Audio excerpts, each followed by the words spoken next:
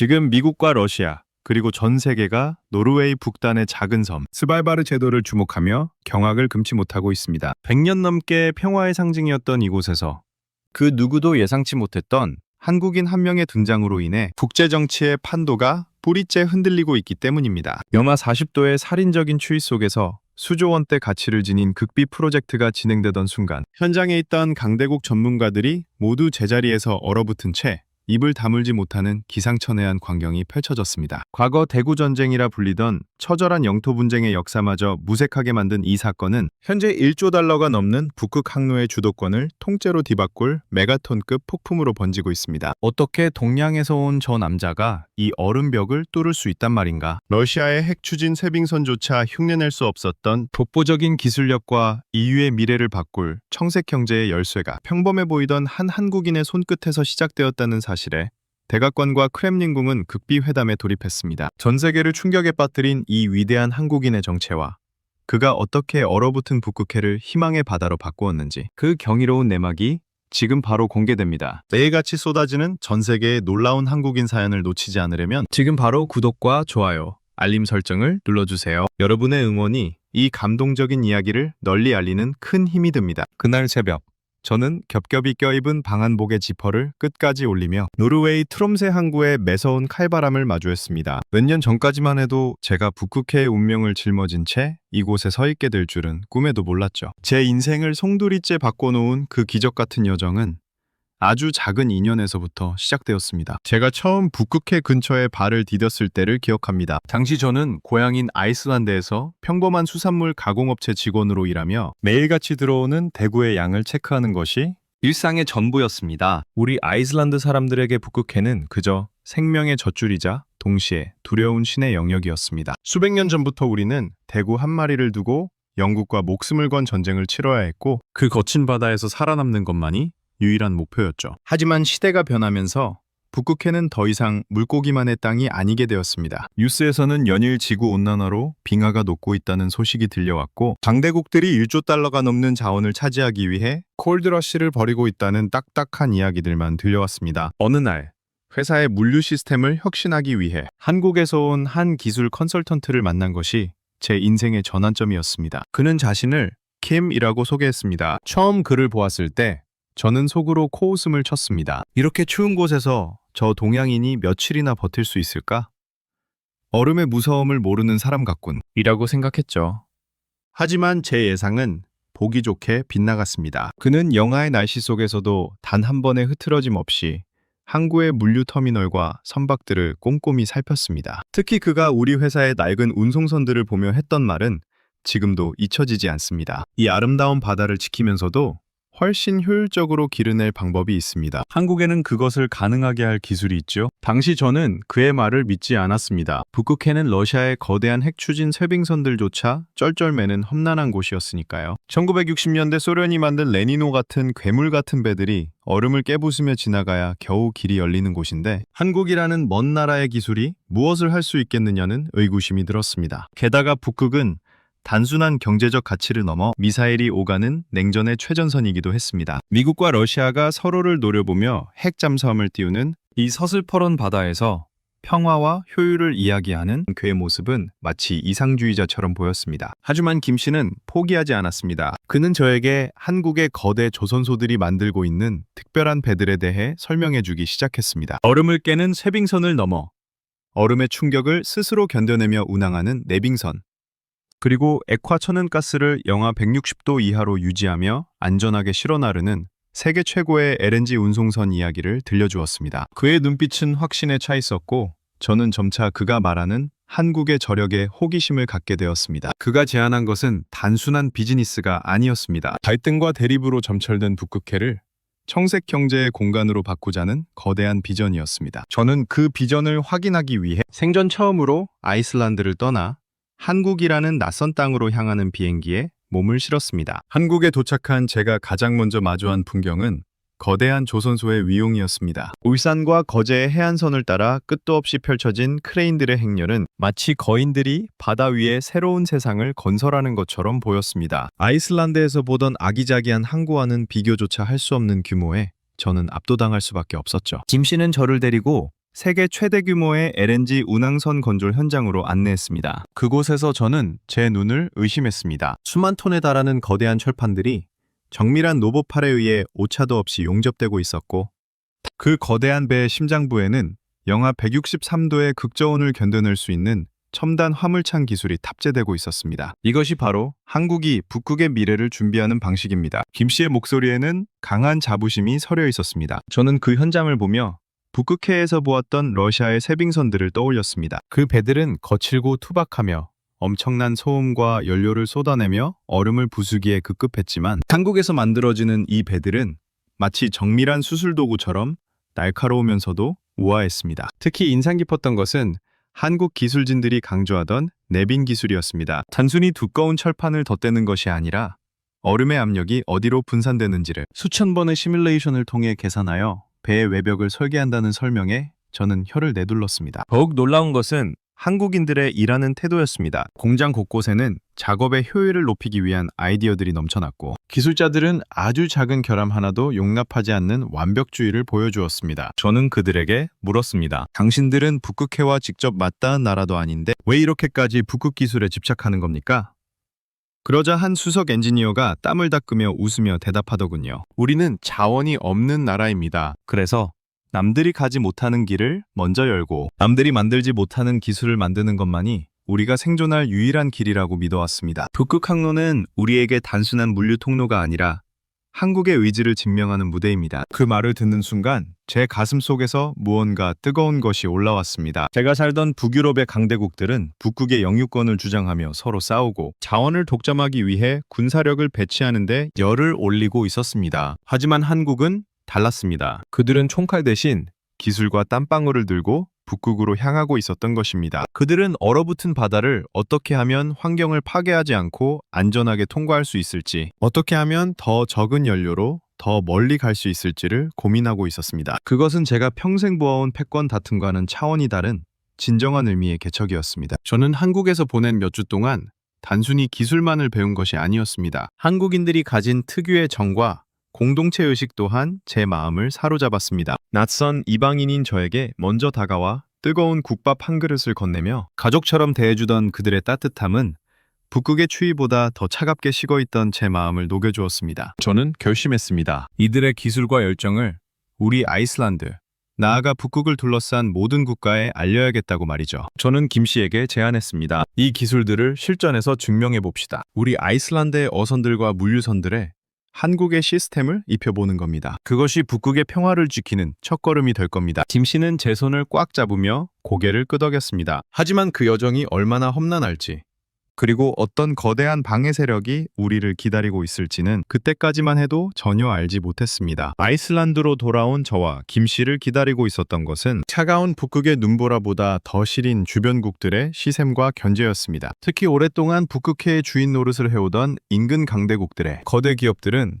한국의 기술이 자신들의 앞마당에 들어오는 것을 결코 반기지 않았습니다. 그들은 노골적으로 방해 공작을 펼치기 시작했습니다. 검증되지 않은 아시아의 기술을 쓰다가 사고라도 나면 누가 책임질 것인가? 북극의 얼음은 한국의 파도와는 차원이 다르다라며 지역 어민들과 물류 관계자들 사이에 불신을 퍼뜨렸습니다. 실제로 저희가 한국의 내빈 기술을 적용해 개조한 첫 번째 시험 선박이 출항하던 날, 항구에는 수많은 반대 여론과 회의적인 시선이 가득했습니다. 하지만 진정한 위기는 예상치 못한 곳에서 찾아왔습니다. 시험 운항을 시작한 지 불과 사흘째 되던 날, 최근 수십 년간 전례가 없던 거대한 유빙대가 기상 변화로 인해 항로를 덮친 것입니다. 설상가상으로 통신 장비까지 일시적인 전파 방해로 먹통이 되면서 저희 선박은 고립될 위기에 처했습니다. 인근에서 작전 중이던 다른 나라의 세빙선들은 위험하다며 구조 요청에도 불구하고 거리를 두기 시작했습니다. 그들은 마치 거봐라, 한국 기술의 한계다 라고 조롱하듯 멀리서 지켜만 보고 있었죠. 배 안의 선원들은 공포에 질려 우왕좌왕했습니다. 영하 40도의 극한 상황에서 배가 얼음에 갇힌다는 것은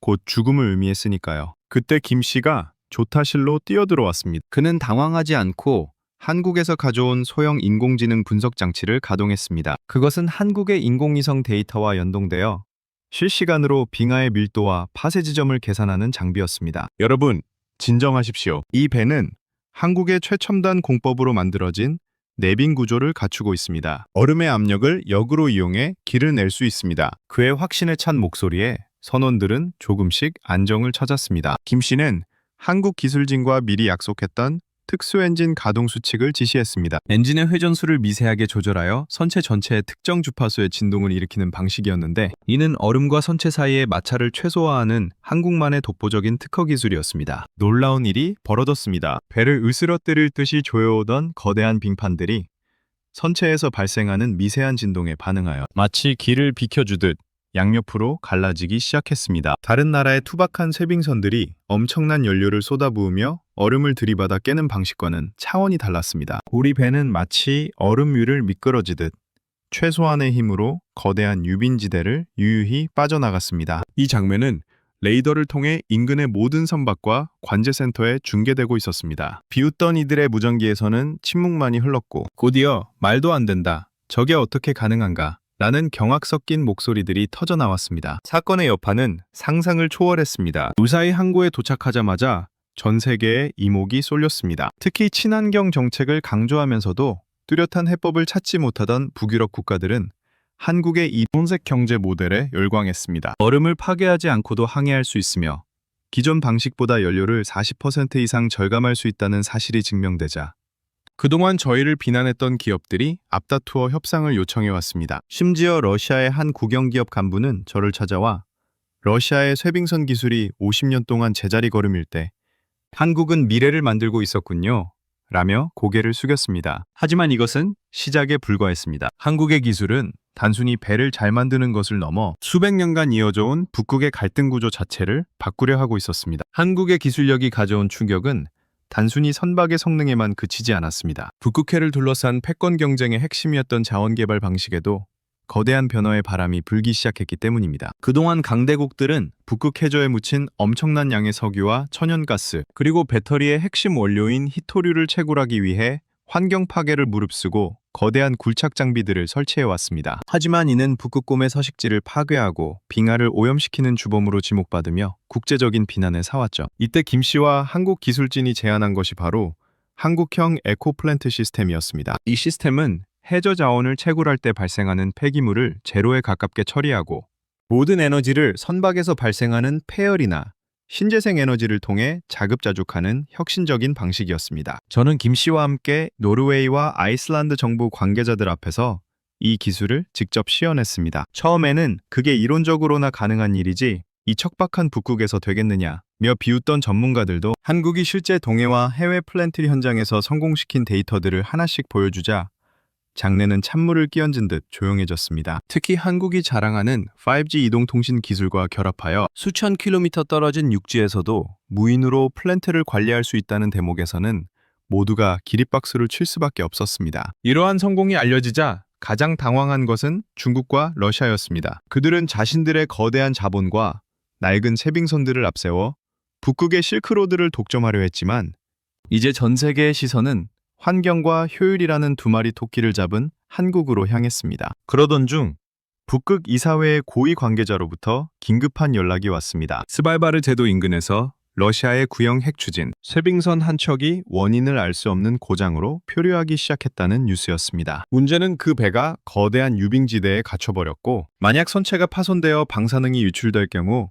북극해 전체가 돌이킬 수 없는 재앙에 빠질 수 있다는 점이었습니다. 미국과 나토 국가들도 구호작전을 검토했지만 워낙 위험한 지역인데다 기존의 쇠빙선으로는 사고 선박에 접근하는 것조차 불가능하다는 결론을 내렸습니다. 전 세계가 숨을 죽이며 그 재앙의 카운트다운을 지켜보고 있을 때 대한민국 정부와 기술진이 결단을 내렸습니다. 우리가 개조한 한국형 내빙선과 정밀 관제 시스템이라면 구조가 가능합니다. 나는 정갈이었습니다. 사실상 자살 행위나 다름없다는 우려도 많았지만 김 씨와 한국 엔지니어들은 자신들이 만든 기술을 믿고 직접 구조선에 올랐습니다. 저 역시 그들의 진심을 보았기에 주저하지 않고 가이드로서 동행을 자원했습니다. 구조선이 사고 현장에 접근할수록 상황은 상상 이상으로 처참했습니다. 집채만한 얼음 덩어리들이 거센 파도에 밀려와 배를 때려댔고 가시거리는 1m 앞도 보이지 않는 화이트아웃 현상이 계속되었습니다. 하지만 한국의 레이더 기술은 그 안개와 얼음 너머에 있는 사고 선박의 정확한 위치를 집어냈고 한국산 특수합금으로 제작된 구호용 로봇 팔이 얼음벽을 뚫고 러시아 선박의 선체를 고정하는 데 성공했습니다. 그 순간 화면을 통해 이 장면을 지켜보던 UN 본부와 각국 정상들은 믿기 힘든 광경에 말을 잇지 못했습니다. 러시아의 자존심이라 불리던 거대 셀빙선이 한국의 작고 단단한 배에 의지해 죽음의 문턱에서 빠져나오는 모습은 북극의 주인이 힘을 가진 자가 아니라 기술과 선의를 가진 자임을 증명하는 역사적 순간이었습니다. 러시아 선박의 무사 귀환 소식은 전 세계 뉴스 헤드라인을 장식했습니다. 얼어붙은 바다 위에서 펼쳐진 이 기적 같은 구조 드라마는 북극을 둘러싼 차가운 패권 경쟁을 한순간에 온정의 물결로 바꾸어 놓았습니다. 사고 선박에 타고 있던 러시아 선원들이 한국 구조선의 갑판으로 옮겨졌을 때 그들은 영화의 추위 속에서도 뜨거운 눈물을 흘리며 한국인 기술자들의 손을 맞잡았습니다. 죽음을 기다리던 우리에게 당신들은 신이 보낸 천사였습니다. 라고 말하던 한 노선원의 고백은 현장에 있던 모든 이들의 심금을 울렸습니다. 이 사건을 계기로 강대국들이 주도하던 북극 이사회는 한국을 단순한 관찰국이 아닌 북극의 미래를 설계할 핵심 파트너로 공식 인정하게 되었습니다. 이제 북극해는 더 이상 전쟁의 공포나 방사능 유출의 위협이 감도는 화약고가 아닙니다. 한국이 제안한 청색 경제 모델은 아이슬란드를 넘어 전 북극권 국가들의 표준이 되었습니다. 우리 아이슬란드의 어민들은 이제 한국산 친환경 전기 어선을 타고 바다로 나갑니다. 소음이 적어 고기들도 스트레스를 받지 않고 기름 유출 걱정도 없는 깨끗한 바다에서 우리는 지속 가능한 미래를 꿈꾸고 있습니다. 김 씨와 저는 현재 북극의 평화를 위한 국제연구소에서 함께 일하고 있습니다. 그는 여전히 겸손하게 말하곤 합니다. 기술은 사람을 향할 때 가장 빛나는 법입니다. 라고요. 그의 뒷모습을 보며 저는 한국이라는 나라가 가진 진정한 힘이 어디에서 나오는지 깨달았습니다. 지금 이 순간에도 북극의 밤하늘에는 아름다운 오로라가 춤을 추고 있습니다. 과거에는 그 오로라 아래에서 핵 잠수함이 서로를 겨누었지만 지금은 한국의 기술이 탑재된 관측 위성들이 전 지구의 기후변화를 감시하며 인류를 지키고 있습니다. 제가 한국에서 보았던 그 거대한 크레인들과 뜨거운 열기는 단순히 배를 만들기 위한 것이 아니라 전 세계가 함께 살아갈 수 있는 평화의 다리를 놓기 위한 것이었음을 이제는 확신합니다. 한국인들의 끈기와 정, 그리고 그들이 보여준 윤리적 선택은 우리 북유럽 사람들에게도 깊은 울림을 주었습니다. 돌이켜보면 제 인생에서 가장 잘한 선택은 그날 한국행 비행기에 몸을 실은 것이었습니다. 한 명의 이방인으로 한국에 갔던 저는 이제 한국의 기술과 정신을 사랑하는 북극의 한국인이 되어 살아가고 있습니다. 자원 하나 없는 척박한 환경을 기술과 열정으로 극복해낸 한국의 저력은 이제 전 세계가 본받아야 할 교훈이 되었습니다. 얼어붙은 땅에서도 꽃을 피워내는 한국인의 강인함이 있는 한 북극해의 빙하가 녹아내리는 위기조차 우리는 새로운 희망의 기회로 바꿀 수 있을 것입니다. 한국과 함께라면 인류의 마지막 보루인 북극은 영원히 푸른빛을 잃지 않을 것입니다. 저의 긴 이야기를 끝까지 들어주셔서 진심으로 감사합니다. 한국이라는 멋진 나라를 알게 된 것은 제 생애 최고의 행운이었습니다. 전 세계 모든 사람이 한국의 따뜻한 마음과 위대한 기술을 알게 되는 그날까지 저는 이곳 북극에서 한국의 이야기를 계속해서 전할 것입니다. 대한민국, 그리고 이 이야기를 듣고 계신 모든 한국분께 깊은 경의와 감사를 표합니다. 여러분은 진정 위대한 나라의 주인들입니다. 감사합니다.